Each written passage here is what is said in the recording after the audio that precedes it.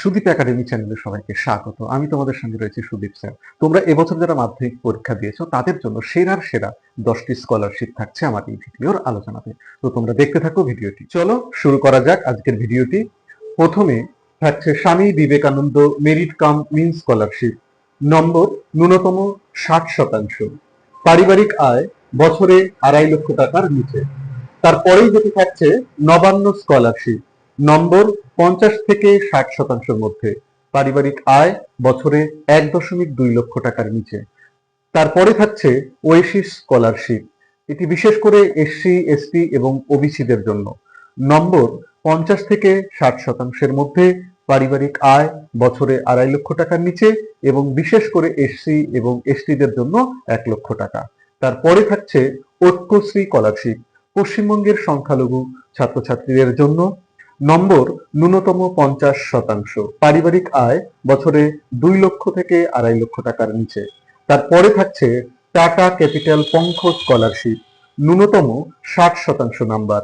পারিবারিক আয় বছরে 4 লক্ষ টাকার নিচে।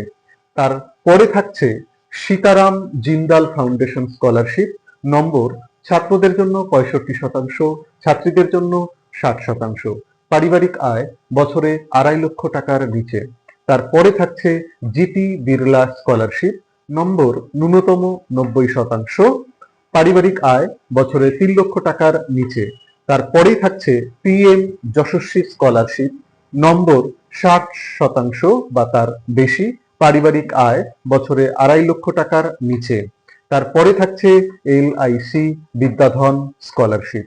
নম্বর ন্যূনতম 60%, আয় বছরে 3.6 লক্ষ টাকার নিচে।